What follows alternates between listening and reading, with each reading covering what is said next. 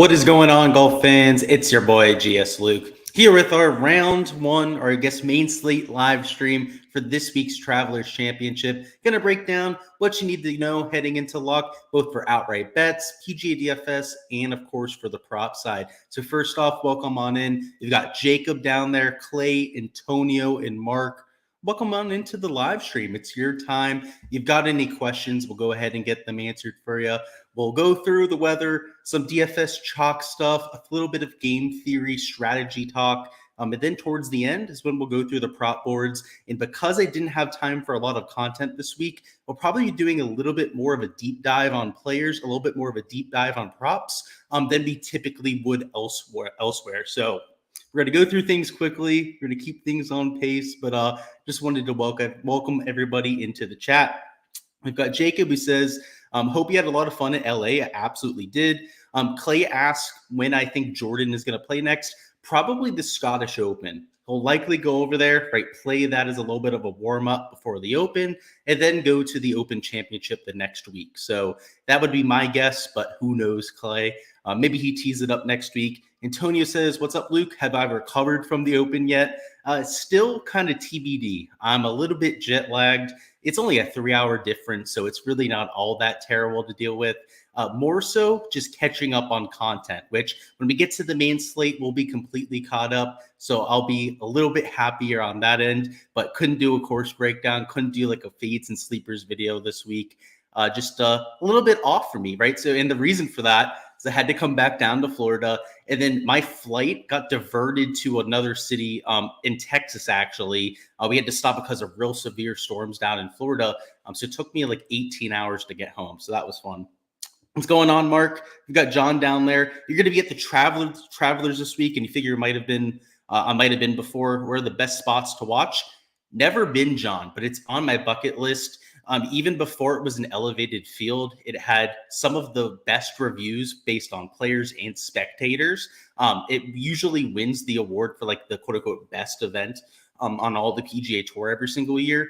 So you're going to have a lot of fun, John. I would say sit at number 13. Actually, I think it's hole 14. That's the drivable par 4. That's probably a really good spot. There's a hill to the right side of the green that I know is a really good spectator spot. There's a few I think grandstands that are put up. I'm not sure if they're general admission or not, but there's also a hill that I know people sit on a lot too. So that would be my spot, John, but I've never been before. What's going on, Brant? Welcome to the club rope hat. Yeah, I've got a few rope hats in the collection, but I think this is my favorite one, right, from the U.S. Open. And is Henley too overrun to play? I think so, Golf Whisperer. But if you want to play some chalk, I'm not going to completely shame you for it, right? You can play 1 or 2 pieces of chalk in your player pool. Just know what you're getting yourself into. And because you're asking the question, I think you know what you're getting yourself into. So if you really like them this week, Whisperer, then go with it. I don't love them this week, though. Just for full transparency, let's go through this golf course. So I didn't do a full course breakdown, but luckily this week is one of the few golf courses where I'm not really favoring one skill set over another. We're mostly just looking for guys that are good players, right? Pretty much if you're a bomber, you can take it apart with that skill set. We've seen Rory have success here. We've seen Bubba Watson win this event. And we've also seen a lot of short hitters find success, right? A Ches Reavie, right? We would definitely classify as a shorter hitter. A Russell Knox, for example, a Kevin Streelman, a Ken Duke, way back in the day. Mark Leishman, right? Maybe on the longer side. The Bubba Watsons, you can see multiple-time winner, Jordan Spieth, Dustin Johnson. So there's not really one type of player that we're looking for top 5, top 10 upside. So whether you're betting, whether you're playing PGA DFS, whether you're putting in props, all that kind of fun stuff, it's kind of just looking at a recent form, right? Just looking at guys that are coming in playing well. If they have one sort of elite skill set, they're not going to really get a huge boost on a week like this, but they're also not going to get killed for having a huge weakness in one category over another. It's worth noting that some of these past champions are extremely well-rounded players. Xander Schauffele, right? Maybe the most well-rounded player in the world, right? He gains across all 4 categories really significantly. So I think that's kind of worth noting. Harris English, I would say he's an extremely well-rounded player. He gains across all 4. Dustin Johnson was a player who gained across all 4 categories. Reavie, maybe not the strongest off the tee player. So, okay. The one exception to this point has been off the tee. Bubba Watson, maybe not the best putter. So, okay, so you start to see players, right, that maybe aren't as perfect as some of the guys that have won over the past few years, but it's usually only one category at the very most that these guys have as a weakness, right? For Russell Knox, it's the putter, right? For Jordan Spieth, right, he gains across all four categories. Bubba, I guess you could say the putter for. I guess with Stroman, you could say the off the tee play. But most of these players from fairway in are relatively stout. So if you're looking for an edge when it comes to skill set, I think you should be looking at birdie makers when you're playing DFS. And probably if you're going for an outright winner too, right? Winner for Xander Schauffele's year was 19 under. In 2021, it was 13 under. Let's see, in 2020, it was a different time of year, so it's worth noting. I believe this was a little bit earlier in the year. This was the COVID year, was one at 19 under par. And then in 2019, it was a little bit lower, but it was 17 under par. So if you're going to win this golf tournament, you're going to have to make your fair share of birdies. And anytime you're playing DFS, right, you're going out there playing main slate, it's going to be about that birdie production for most of your points anyways. So incorporate that into your models too. When we're looking at the weather, it's usually something we try to find an edge with, but kind of like the golf course this week, I don't see a massive edge to be had. So we'll look at a few of the models here. We'll compare. They are not really all in agreement when it comes to the weather Thursday, Friday. So first off, it's going to be wet. We know there's going to be rain on Thursday. We know there's going to be rain on Friday. The part where these models aren't necessarily agreeing with is the timing of that rain, right? Some of them are calling for it to rain all day Thursday. Some of them, like you can see here, are calling for a majority of that rain to come in the afternoon. There are models on here that are calling for all of the rain in the afternoon and pretty much everything in between. You can see over here, this one's for calling for rain pretty much all day. The wind gusts on some of the models are a lot more severe than others. You can see here up to 26 miles an hour. That would be pretty crazy tomorrow afternoon, but who knows if it's accurate, right? You can look at this model, right? The max is right around 22 miles an hour, and the sustained winds are almost non-existent, right? They're in the single-digit range for all of Thursday. Even when some of the wind gusts are getting nasty, right?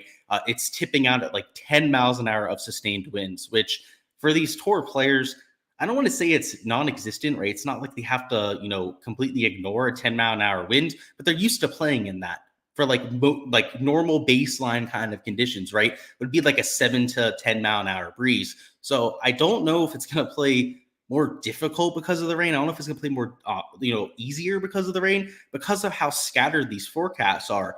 What I do know is that even if it's a downpour, right, the green's going to be more receptive, that you've got relatively wide fairways out there. They're going to play even wider because of that rain. I have to imagine that it's going to make the tournament play to that like 15 to 19 under par range, that you're going to see some scoring out there, particularly for the better iron players. The only real X factor would be if it's a heavy downpour for the entire day. And the only forecast on here that's calling for substantial rain is this NEM model. And it's all towards the end of the day. You can see like from 6 to 7, there's like a little bit over a quarter of an inch of rain that's supposed to come down. That would be significant. That would suck to have to play through. But like this HRRR model, you can see everything is like what? It tips out at like 0.12 at 10 a.m. and it's only for that hour, right? Some of the other models here, let's see, this like ECM model, right? It's calling for rain for most of the day, but it's not calling for like a quarter inch in like a 2-hour period, right? It gets the 0.2 right there. That's the maximum right there, right around 1 to 2 p.m. But it's not even that. I don't think is going to be too much for these guys to play through, right? They'll have their umbrellas out. It'll be a little bit annoying to play through, but it's going to be easier to hit the fairways. It's going to be easier to hit the greens. And I think if anything, it might actually make conditions easier. So when we're looking for maybe a wave edge, it's so hard to interpret based on like all of these models being all over the place. But I think if anything, you'd want the guys that are going out late on Friday. And the reason why I say that is that we know for a fact that it's going to be like at least somewhat clear on Friday afternoon. So you can see the NEM model, right? Not calling for any rain on the Friday afternoon. The Friday NEM model is calling for a little bit of rain on Friday afternoon. So even this, they're changing these like every 30 minutes. And it's changing on me live here. So I was going to say, if anything, right, take the guys going out late on Friday afternoon.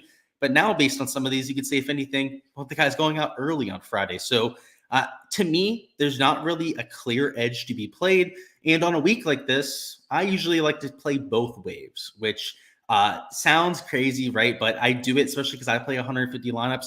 I'll take 15-20% of my lineups and allocate them to both waves, right? So maybe in total, 30 to 40% of my lineups will be correlated in some fashion. Now, not all of them will be 6-0s. Some of them will be like 5-1s and 4-2s, but at least 35, maybe 40% of my lineups this week have that correlation in it. And I have to imagine that with the rest of my lineups that I just ran without any sort of weather correlation, probably have some 4-2 and 5-1 stacks in there anyway. So I'm slightly playing the weather, but it's not a massive part of my process. I have a ton of players from both waves. I mean, even when I'm stacking for the weather, a lot of those lineups are 4-2s and 5-1s, right? They're not 6-0s of one wave versus the other.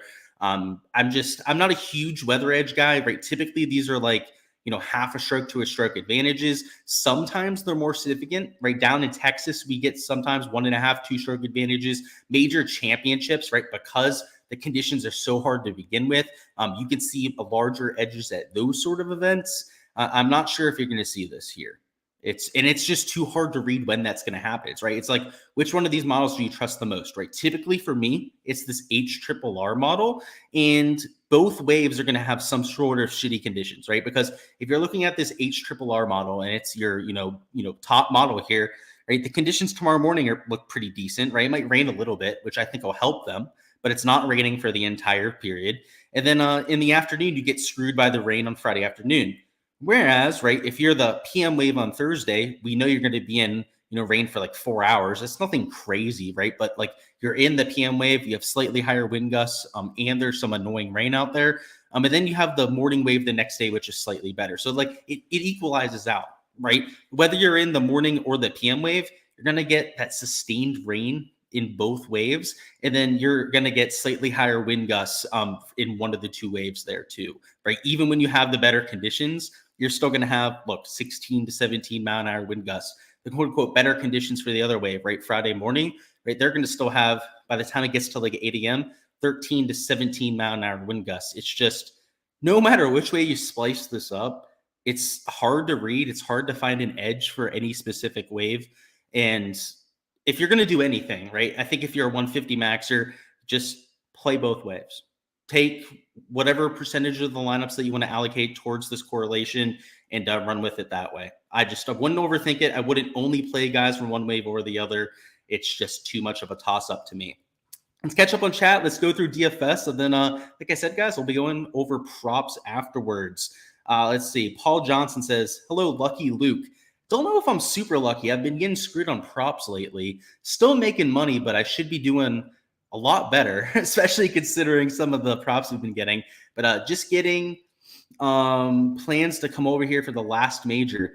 Yeah, I'm getting the itch to. I've been thinking about it. We'll see. I don't know if it's going to happen this year. Last year went to the PGA. This year, US Open.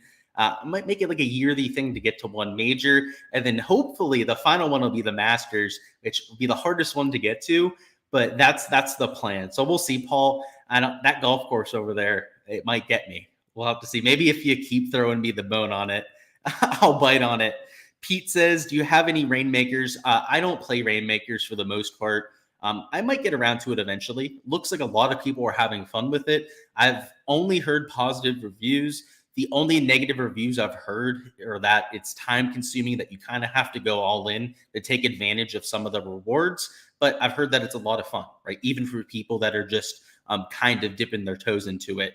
Is today the day we see the prop report live? It is, Travis. I'll bring it up. Thoughts on Minwoo? I think he's a high upside play, Max. I like him at courses where he can show off that driver a little bit more, but you can take him at any course. Just getting into your new book, very interesting read. I love it, Paul. Yeah, it's a way for me to kind of give you a little behind the scenes access to what this, kind of some of the stuff I'm doing, and hopefully that you can adapt it on your end. What's your thoughts on a player like Rory, Clark, or Ricky, or even Scotty being mentally fatigued? I would say there's some fatigue there, but they're still some of the best players in the world, some of the best form players in the world. Like Wyndham, we know about. Ricky, right? He has like 3 top 10 finishes in a row in elite level fields. So it doesn't overtake their skill level for me. So don't look into it too much, Antonio. It exists, but it's not enough to take me off of guys. What players in contention last Sunday do you think have the best chance to repeat or shit the bed? So for me, I don't know if being in contention is swaying my view too much, but I obviously like Scotty. You know, guys like Rory McIlroy, it would not surprise me for him to get right back into contention. It wouldn't surprise me at all for maybe Ricky Fowler to get into contention. I think if anyone's going to shit the bed, right, if you're making me call out one of them, it's Wyndham Clark, right? Was celebrating, was having a good time with it, as he should. He's going to be slightly jet lagged. I can tell you that I'm slightly jet lagged. It's really not that bad. I'll just say that. So, like, if you're trying to look into the jet lag and whatnot, I can tell you from firsthand experience that it's, you know, maybe the first hour waking up sucks. So Wyndham has an early tee time. That is not ideal, right? Most of the guys up here are PM, right? Now, there's some AM guys like Xander, Cantlay, but they weren't in contention. They were probably out of town a lot earlier than some of these other players. Like Xander was in contention, I guess, through the first 2 days, but he fell off rather quickly. I'm not as worried about those guys, but Wyndham, right, went out there. He had some fun the next 2 days. I don't know if he's had time to catch up. So I feel like if anyone's going to have that issue, it's Wyndham Clark, right? But outside of that, I don't know if it's a big deal. It isn't to me, at least. I mean, even with Wyndham Clark, I'm playing his props for Thursday morning, and I know he's going to be feeling it a little bit. But I still think he's going to cover because he's that good. He's shown me now. I saw it in person. That he's a stud. I've given in. Roman says, on 3-ball tomorrow, do I like Harris at plus 280, Lee at plus 165, or Cantlay at minus money? So you like English. Yeah, especially with the course history here, I would go with English. KH Lee's a decent player, but he's kind of just like a filler there. And that's how he's priced at plus 165. The minus money on Cantlay, like you never want to lay money on somebody when you're there in a 3-man card. And plus 280 is, you know, plus 300 sounds a little bit nicer, but yeah, I would go that way too, Roman. And, you know, that's probably a really good number for English there too, especially considering his course history. I might even expect him to be closer to like plus 250. So I like that, Roman. Please pick one between Fowler, Kaba, JT, Fitz, or Clark. If I had to just pick one player out of the bunch there, for me, it's Morikawa. And we'll talk through some of the reasoning there. There's a few players I want to highlight, and Morikawa will be one of them. But he's got great wedges for the course, great off the tee accuracy. I love it. My favorite 6K player is Ben Griffin, no doubt about it. John, you'll be at the Travelers. That's sick. There on Saturday and Sunday. You're checking the weather and it doesn't look too great. Yeah, I have the same kind of luck, John. Pretty much every event I go to, there's some sort of storm that comes through. LACC was actually one of the few weeks that it was beautiful out. Didn't really have to deal with much weather, but yeah, it seems like every time you go into an event, the weather's not ideal, but just maybe bring a little bit of rain gear. If you have an umbrella, bring it, and you'll be good to go. It's not too bad if you have that. Which one do I like better in a 2v2? They've got Fleetwood and Hodges or Scott and Lowry. I like the second, just a little bit more balanced. The first one, right, you're talking about a 9K, and I think Hodges is either a low 7 or a high 6s. I like the second because it's a little bit more balanced. What's your max and what we'll use on a core player? The highest exposure I have this week is actually 50% plus this week. I'm going pretty condensed up top. I'm actually going to talk about that here in a second, Sean, but typically it's closer to like 30 to 35%. But this week I'm going a little bit more condensed. We'll touch on that though. Any Cam Davis love, I'm not a huge fan this week. What goes into my decision-making process between choosing chalk and pivots? A lot of that for me, Karoom, is I pick my guys early in the week, like my core plays. And if my core plays end up being chalk, I still play them, right? Because they're my stands. They were my conviction plays going into the week. And I made them before ownership came out, right? My core plays, that video comes out there on a Monday. If somebody's chalk and I'm not on them like early on, like I'm not betting them, I'm not super into that play before other people were there, I usually won't play chalk. So great question. That's usually how I handle it. It's pretty straightforward. Like if they were a conviction play for me, I'm still playing them. If they're not, then I'm probably not going to take them. It's just golf's a variant sport, right? You fade the narrative. A lot of times it goes well. Nico says, birdie matchup. You got Fleetwood versus Day and Cantlay versus Young. Remind me when we get to props, Nico. I don't want to get too far offline there. And speaking of, let's hop into the player pool. Let's hop into some of the strategy. Then we'll get back to questions, all right? So in terms of overall strategy, somebody just asked, right, my thought process here. If I'm going to take any chalk, it's the guys that I have conviction behind, right? The guys that when I was doing my research, though I couldn't put out content on Monday, I was doing a ton of research on the plane, right? Going through stats, going through past success, bent POA numbers, so on and so forth to try and figure out who I was going to play this week. Scotty Scheffler is an obvious pick, right? But it feels like enough people are just like counting on someone else to win this event that I don't know if the ownership's going to get out of hand, right? I have him at 25.2%, but I have a sneaking suspicion that he's going to come in lower owned than I'm expecting. Maybe closer to 20% or maybe even sub 20% owned. And if that's going to be the case, I'm going to have nearly 3x leverage to the field. That's all I'm going to say about my actual exposure on a Scotty Scheffler this week. But based on how he's hitting the golf ball, right, it doesn't really matter if he's going to lose strokes with the flat stick. This guy's going to get himself into contention. He's kind of proven that. Now, he's not God. This is not somebody that's just going to go out there every single week and smash. But if he continues to hit it like this, which is a possibility, he's proven that, right? He's done it for like 3-4 months in a row at this point, right? Like the whole like, oh, this is just an aberration, this is just a hot streak kind of thing. I was kind of skeptical at first. I don't know if you can be skeptical at this point anymore.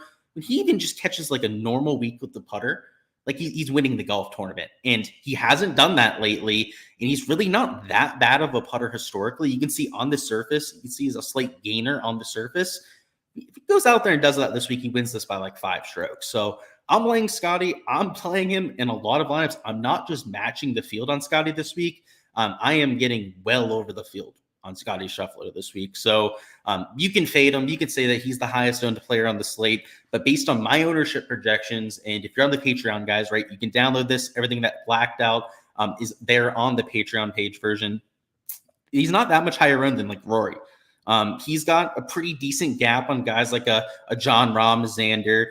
Definitely a pretty good gap over guys like a Hovland and a Finau. But if you're comparing him to some of these other 10K options, he's higher owned than all of them. Sure, right? He's the highest owned player on the slate, but he's not egregiously higher owned than some of the other players. And if you put him in a head-to-head matchup versus some of these other guys, he would be, like in terms of odds value, a good value compared to them when you're looking at the differences in ownership. So I like Scotty Scheffler there, 25.2%.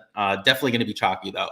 In single entries, in higher dollar contests, he's going to be even chalkier. So probably closer to like 35 or even 40% of those contests. So for me, right, I'm more of a GPP guy.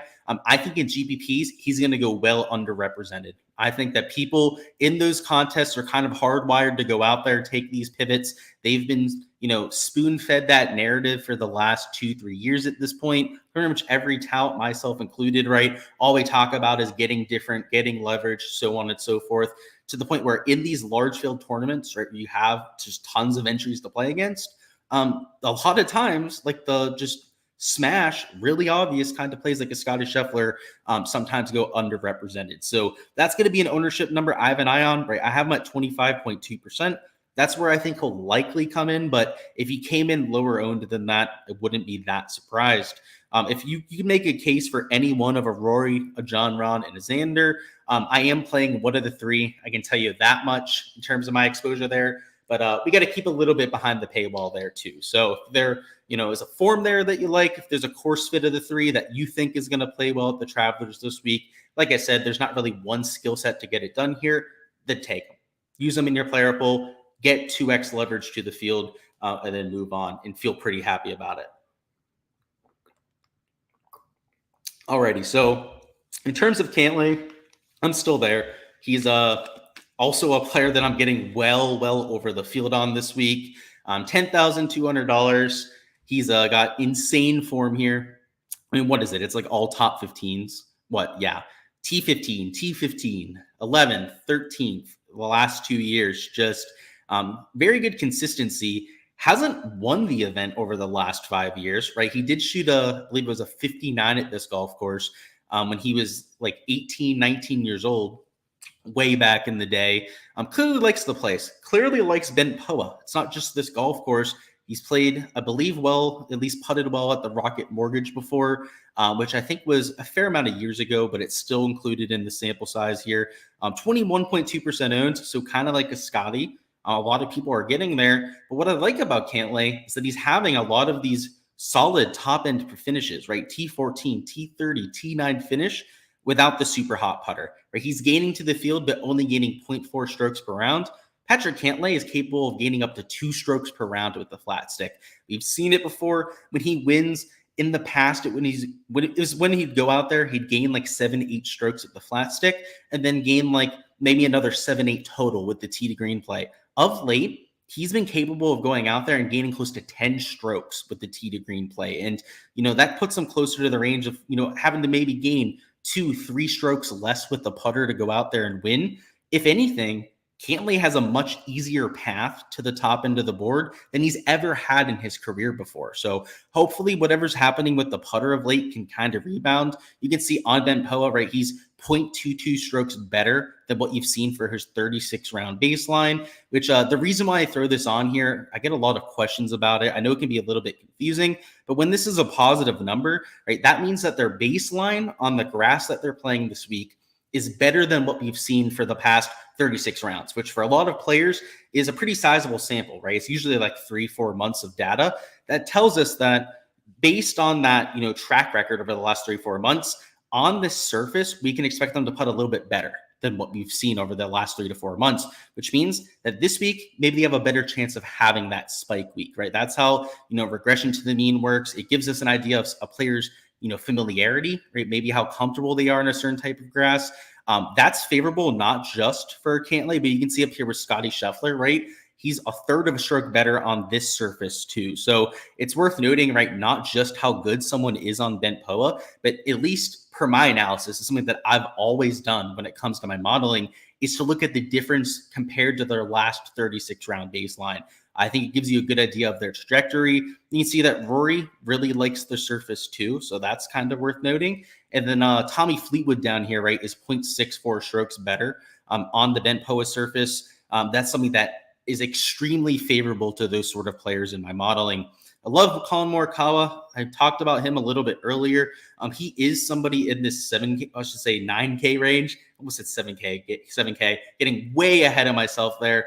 Somebody in this 7K range that I like a lot. He's got the kind of course fit that, again, I don't think there's one kind of fit for this course that's like way better than the others, but being real accurate off the tee is helpful. The rough this year is 4 inches compared to 3.5 last year. So I think it might be a little bit more penal this year. And then you also have got yourself some tricky around the green shots. And a lot of the players that win this event are top 5 in green regulation percentage, which you could say that for most tour events. But considering some of the, chipping areas, some of the deep bunkers, some of the just difficult shots when you miss greens here, somebody like Morikawa that can just wear out the golf course from tee to green, it's kind of intriguing to me. It's, I like the fact that he's not going to be offline all that much. So I'll be playing him. I think he's kind of due for spike week too. And I hate saying that, right? Like, it's such a degenerate thing to say, to go out there and be like, oh, like this guy's due, right? Like, it's just kind of like the guy at the the roulette table that goes out there and is seeing all the black chips get, taken over and over again. He's, okay, I'm going to bet on red this time. It usually doesn't work out like that. So I hate for that to be my reasoning there, but this guy's a spike player, right? He's a high upside player who normally doesn't manifest his wins, right? He doesn't manifest his spike performances. He's gone out there and won at the Open Championship after complaining about his irons, after missing the cut at the Scottish Open. So, the form is actually really good, right? It's not something that's really worrying me going in, right? He's gaining across all 4 categories. In fact, he's a neutral with the putter, which Colin Morikawa is damn good, right? This is not a consistent putter that we're talking about here. I really like him this week. So somebody that's obviously blacked out on the screen here, but I do really like Colin. And a lot of it is just because I think he fits the golf course quite well, right? It's not really long track. And usually that's the one thing holding him back from being elite. If you're going to take a Wyndham, I could see it. He's actually not getting that much ownership. Same thing with Ricky Fowler. If you're trying to tail either 2 of those performances, You could easily tail them at reasonable ownership. Now they're not low owned, right? Some of them are pretty high owned compared to like, a Fitz or like Max Homa or especially a JT, right? JT is essentially unowned this week, but they're not like 20% owned.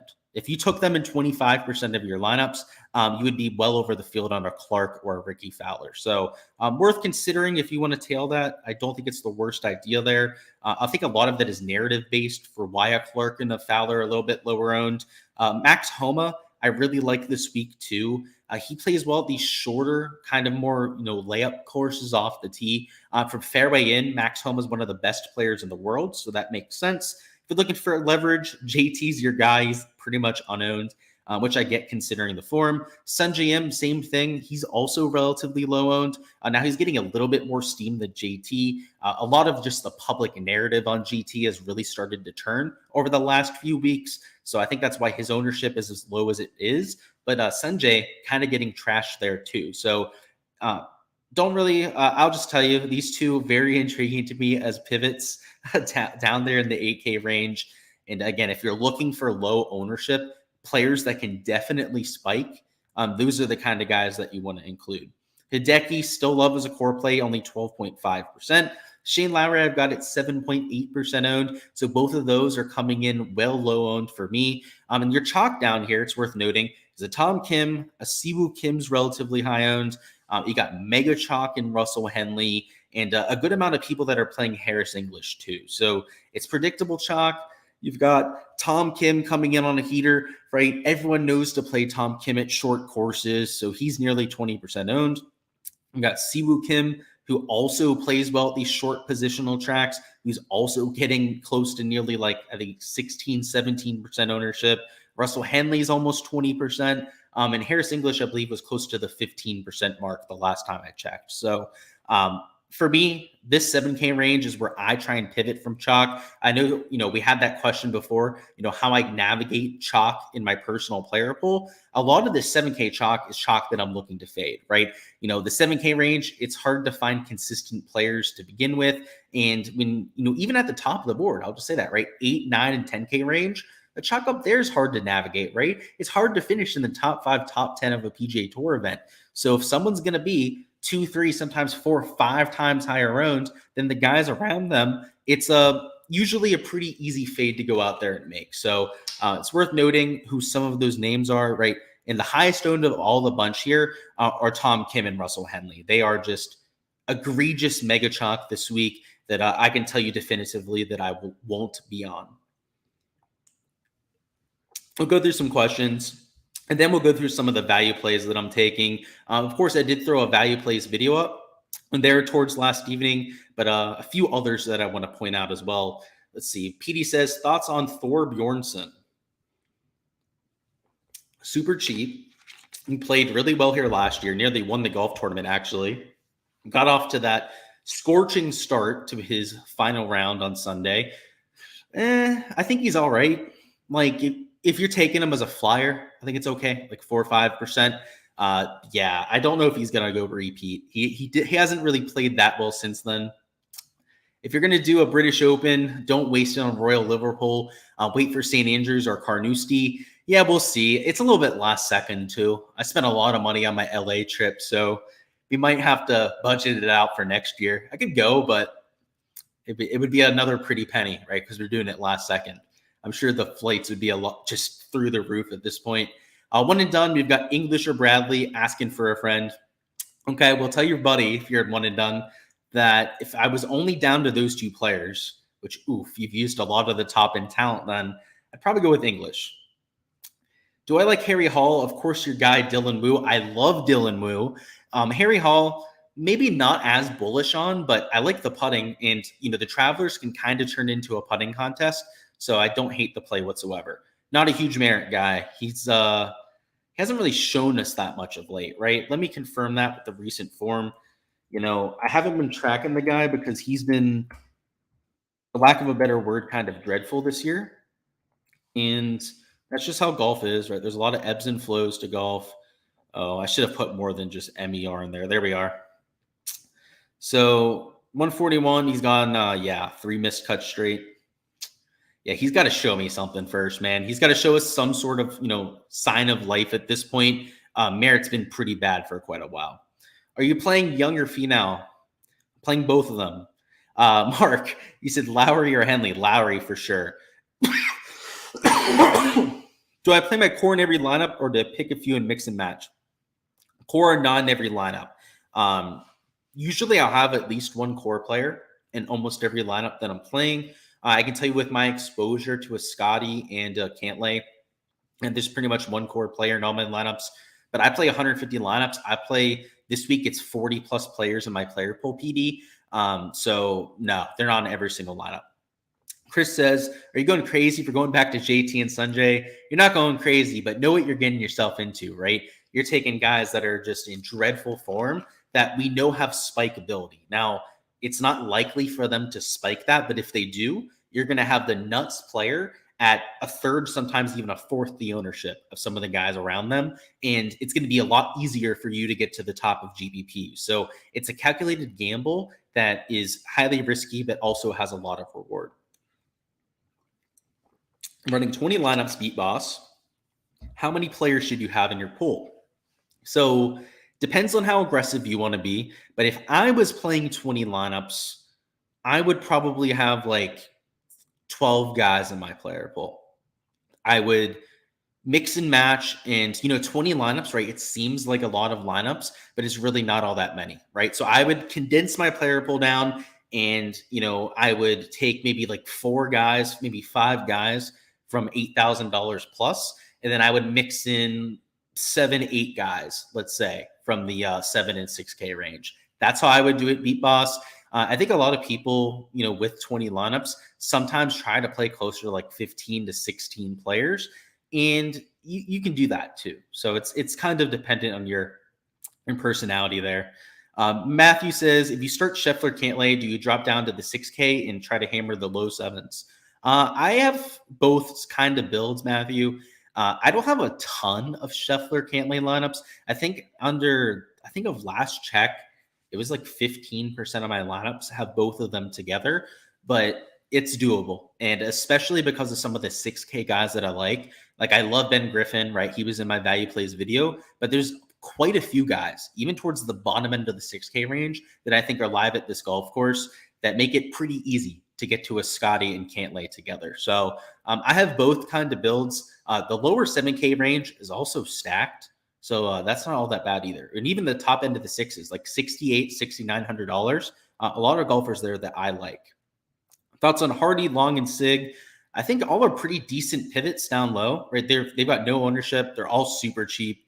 Long and Sig, I know, are like bottom of the 6K kind of guys, right? And yeah, don't hate it. Throat is really dry right now. I'm chugging this water over here. Harman to Thigala. Harman's low-owned. Thigala, to me, a better play. So Thigala for me. But if you need ownership leverage, then go with Harman. Can you see what Novak has been doing lately? I can. I can tell you that I like Andrew Novak this week. That, in fact, he's in my player pool. But if we're trying to look at his recent form, let me bring that up. I forget his price tag. I know he's 6K range. I believe like mid to upper 6K. Yeah, here it is. So this is a course history. Actually, I was on the wrong tab. Did make the cut here last year, so that's pretty sweet. But let's find the recent form, right? That's what I was trying to get to here. Stupid me. Where are we at? There's Andrew Novak. T9, T40, T67. So has made his last 3 cuts. Did finish top 10 his last time out. So hats off to Andrew Novak. That's pretty sweet right there before the US Open.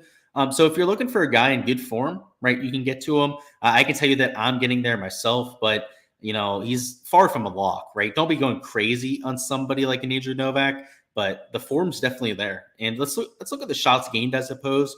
We take a look at the last 36 measured rounds. Where are you at, Andrew Novak? There you are, right? Gaining from fairway in, losing slightly off the tee. So if there's a course to take him at, it might be TPC River Highlands, right? It might be up there in Cromwell, Connecticut, at just a 6,800-yard course. We've got Matthew says, Hubbard looks solid but chalky. Any love there? Yeah, I agree with the fact that he looks really good. but there's a lot of pivots around him that I like. So I like him recently, right? You can see he's getting 1.6 strokes per round, but he's far from the only ball striker in this range. Davis Riley, right? Good approach player. Lee Hodge is up here. Doug Gim. Let's see. Where's Nate Lashley? Nate Lashley up here, right? CT Pan, Sepp Straka. If we want to go even a little bit cheaper, Kevin Streelman, Patton Kazire, Ches Reavie, Ryan Palmer, right? There's other ball strikers in this range that are gaining a lot of strokes with their approach play that you could take as a pivot that are 5-6 times lower owned. So I agree with the play. I think if you're playing cash, he's great, but I think in GPPs, there's enough pivots to get to that I don't like them. Favorite pick, 7,200 and cheaper. Very specific. Tom Hoagie, for sure. If you can't make it over here, you'll DM me on Patreon any practice day news and rumors. Well, if I can't make it over there, Paul, that would be huge. I know you're going yourself. That sounds a lot of fun. But I'm keeping it on the plate at this point. It's definitely, it's going to be, last second, I'll say that much, but it's at least on the radar. I went last second to this US Open. So if that tells you anything, I'm definitely at least keeping on the radar. Let's go through this value tier. Then we're going to go through props, like I mentioned before. So in terms of your value plays, still love Matt Kuchar. This top of the 7K range has quite a bit of chalk. So I guess it's not just Russell Henley, right? We talked about Tom Kim, Siwoo Kim, but like even Keegan's getting a bunch of ownership, right? Everyone loves playing Corey Connors, Harris English. This whole range, except for like maybe Gary Woodland. Brian Harmon's not highly owned. Benny Ann, because of some of the injury concerns, his back has been kind of off there with Benny Ann. He's not really highly owned in this range. But these guys at the top end of the 7Ks, most sorry, I didn't mean to do that there, but from like Denny McCarthy up, all these guys are mega chalk. So if you're going to pick anyone here, you're going to have to be a little bit more polarized about it, right? You're going to have to pick like 2-3 of them that you want to play and then probably full fade the rest of them. So it's just, I would say a hot range for a lot of people this week. A lot of people playing that top end of the 7. In terms of your middle to lower 7K range, it seems a little bit more spread out. There's a lot more options, right? You typically have more options in the bottom end of the 7K range, but also not a lot of clear-cut chalk. You've got Eric Cole, I guess, drawing some attention. Austin Eckroat, I would say he's chalk in this range, right? He's significantly higher owned than most of the other players here. Andrew Putnam getting a little bit of steam. You've got, let's see, there's not that much chalk here, but like Hubbard, where's Hubbard at? We got to point out good old Hubs out here. He's definitely chalk. It's just control F it. Let's make our lives a lot easier. Come on. There you are. Mark Hubbard, $6,900. Like I think the last time I checked, I knew he was like right around 10% owned. You have guys around him like Garrett Higo that are sub 1%. You have sub 2% owned to Mackenzie Hughes. You have Davis Riley, Doug Gim even, right, that are both really good plays. And Doug Gim is like 3 times lower owned than a Mark Hubbard. So pretty much the bottom end of this board, right? If you're on the Patreon, you have this sheet in front of you.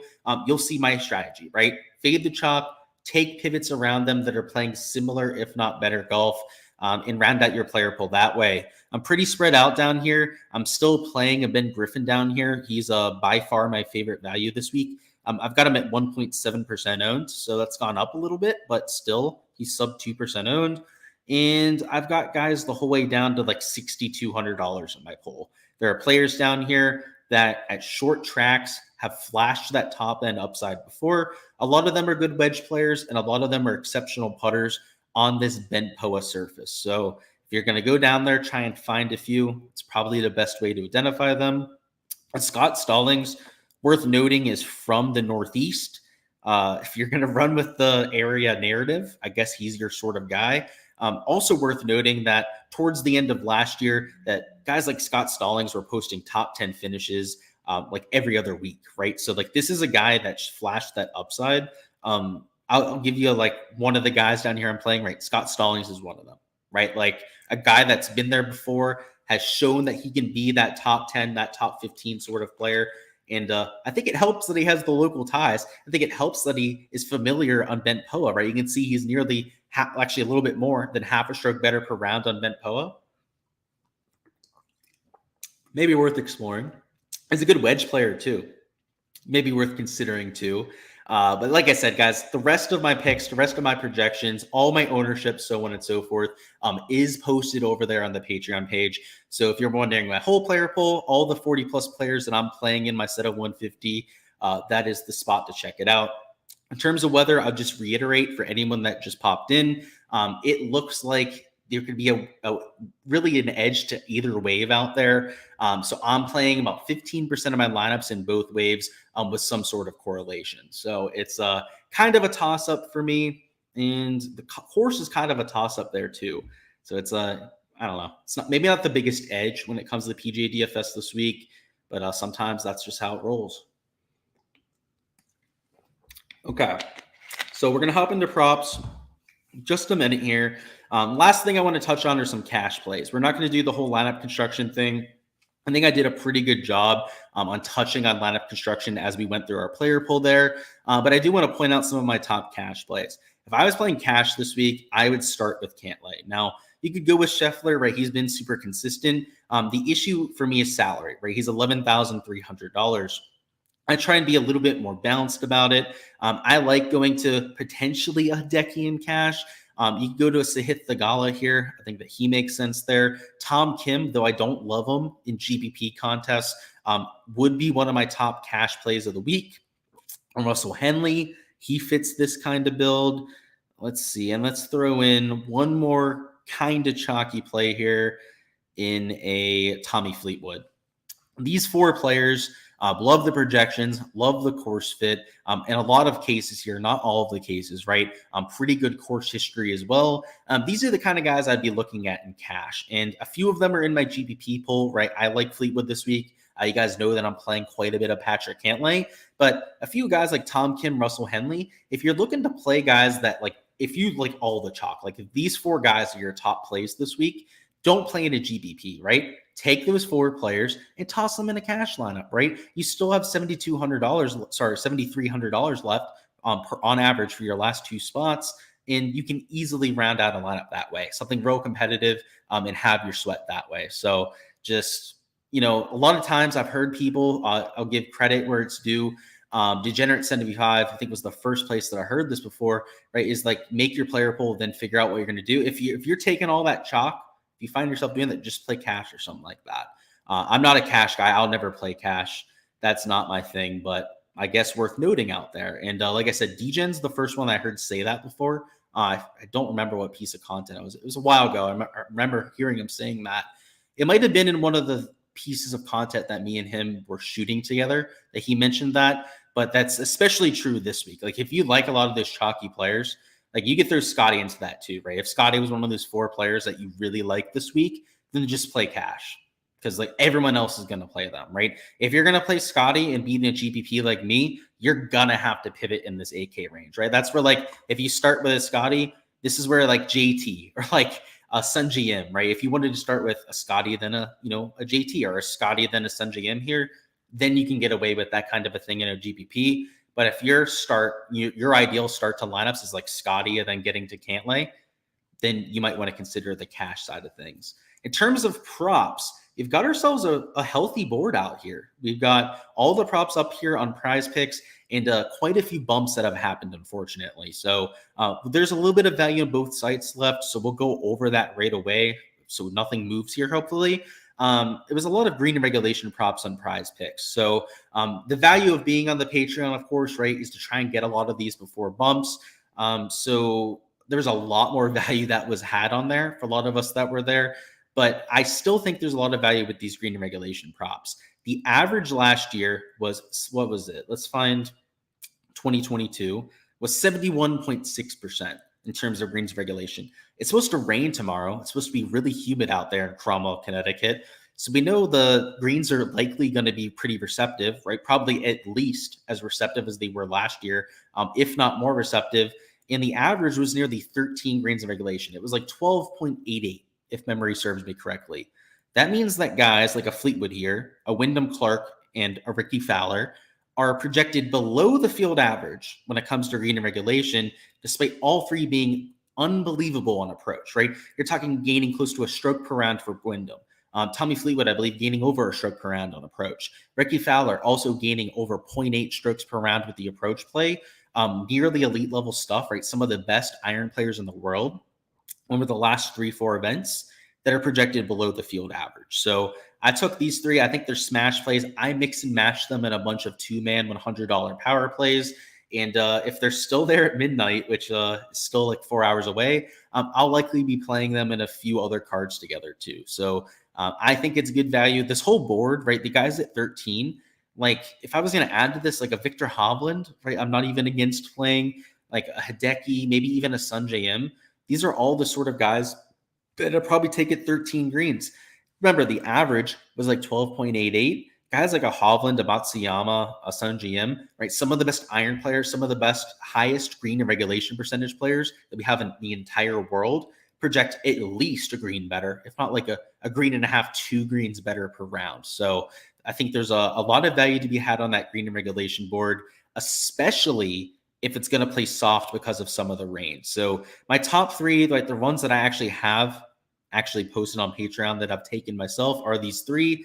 But there's even some guys at 13 that I would like this week, maybe even at 13 and a half for overs. Like I know that it's calling for it to be a little bit gusty on Thursday, but let's not kid ourselves, right? The sustained winds, especially early on Thursday, are pretty much non-existent. And then in the afternoon, it's like 9-10 miles an hour. It's not like these guys are getting blown off the golf course by any means. So with soft conditions, soft receptive targets, I think they're going to hit quite a few greens of regulation. Let's catch up on chat, see what's going on. If you have any DFS questions, still feel free to go ahead and toss them down in chat. And then, of course, we're on to the prop side too. Thoughts on the winning score, over under 259 and a half. So it's a par 70, 280. So they're guessing 20 under. Right? Yeah. Wow. I would say over for that, Antonio, especially because like it's going to be a little bit windy. Do I like Aberg or Benny Ann? Benny Ann, I worry about the injury. Aberg, I think, is super high upside. So no complaints for me on Aberg. Favorite South African in this field? I can't even think of one off the top of my head, man. I don't know if there's any South Africans in this field that I'm stoked about. I guess it would be Zainhout, right? $7,200. Is Daffy playing? I know Higo's in the field. Actually, I take that back. It would be Higo for me, right? Considering that you're probably getting a much better price on Garrick Higo there. Yeah, Garrick Higo. I think the kid's a stud. Thoughts on Sam Bennett? I think that he's slightly overrated. I think he's starting to get a lot of that recent steam, but I do think that he's going to be a regular tour player out here. So, if you're taking him as a flyer, that's fine, but I'm not a huge fan. First round leader is going to be Will Gordon. Will Gordon has a great track record at this golf course and goes off early. We talked earlier about this, but Jason Day under 2.5 bogeys. Yes, PM wave, but second in bogey avoidance, 2.7 bogey course average. Yeah, there's a few other unders for 2.5 that I took. But yeah, Jason Day, I'm not against it. I thought he was at 2 earlier. When he's at 2.5 now, that makes it even better. Let's see. Is there anyone else we can match him with? I guess is the question, right? And, they have Tony Finau at 2.5 bogeys now. We took his over, so that got bumped up. But like Jason Day at 2.5, right? He avoids bogeys. They already have unders on like Ricky Fowler, some of these other guys. Let's see. There's probably been some prop movement that helps us out here. Like Tom Kim's at 2.5 now. I don't think he was before. Like he kind of comes to mind as a player that can avoid quite a few bogeys, particularly at like a short kind of golf course. So let's see. They got 2.5 on Adam Scott. I think he was always there.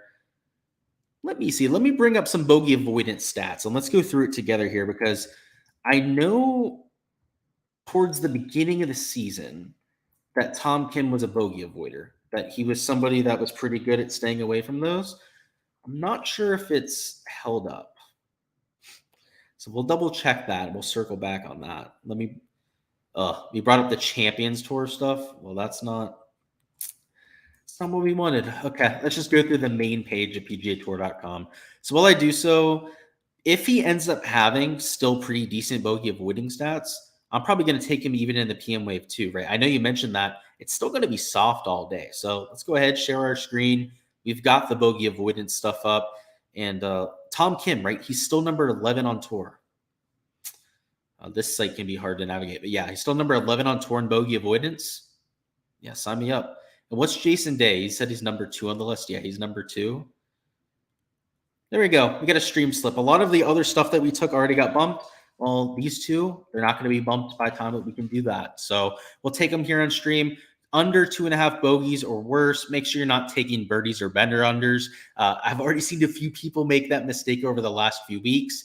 I took some unders at 2.5 on other players in the AM wave. I took a few overs on birdies over here on Prize Picks.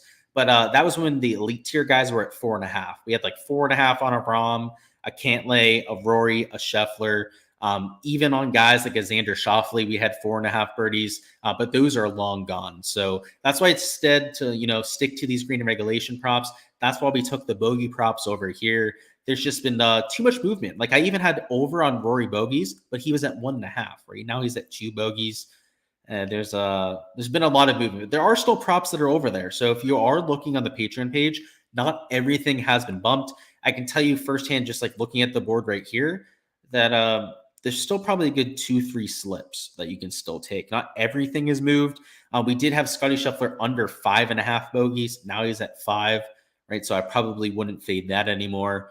But yeah, definitely, especially with some of like the unders at 2.5 bogeys, looks like there's some value still to be had out there. So you guys saw the slip that we just put in there in the stream. You guys know about these green and regulation props over there in Prize Picks. That would be my main exposure to this point. Can't get any prop bets in the UK. Feel like you're missing out. Anyone recommend to slate outside the US? I think Bet365 can get you covered for that, Paul. If you have access to their site, they do some strokes and some birdie stuff. But yeah, it's kind of unfortunate that it's really only the US that's pioneering those sites.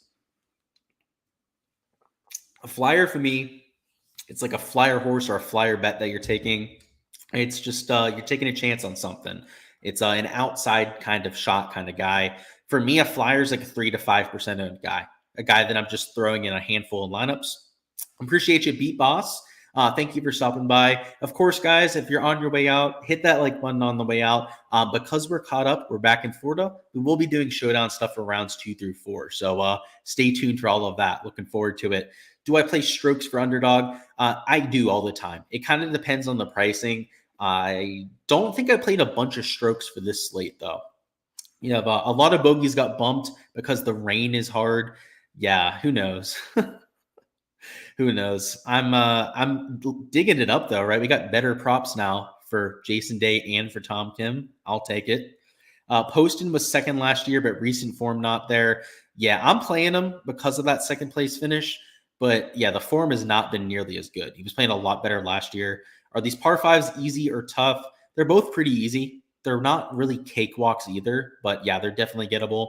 Got the birdie matchup. Thank you for reminding me, between Fleetwood and Day or Cantlay and Cam Young. So I'll stop you on the second one right away. Cam Young, really, really hard to bet against. I know it's Cantlay. I know he drills this golf course, but Cam Young, especially in round ones, can just go scorched earth. So I would obviously lean Cantlay, but I would probably avoid that. The other one sounds a lot better, right? It's Fleetwood versus Day. Day is more of a bogey avoider, a little bit more of a consistent round kind of guy. And then you've got a matchup against Fleetwood, who's been making a bunch of birdies of late. Maybe historically, kind of like Jason Day, a little bit more known as a grinder, but because of how well Tommy Fleetwood's been putting, obviously the iron play has always been really good for Tommy Fleetwood. He's been filling it up a little bit more. So yeah, I like this one a little bit more so than I like this Cantlay versus Young one. And it has to do with the opponents, right? Like Cam Young is a hard guy to bet against. I've gotten burned too many times doing it before. Ton, I bet all my core plays. So I bet Scotty, I bet Cantlay, I bet Hideki, and I also bet Lowry at this point. Yeah, the minus 22 I think is crazy. I think that prop that you're looking at there, Antonio, I thought it was just 21 under would end up winning that, right? Because it was 259.5. I think it's going to be like 18 to 19 under. So yeah, I think it's kind of crazy, to be honest.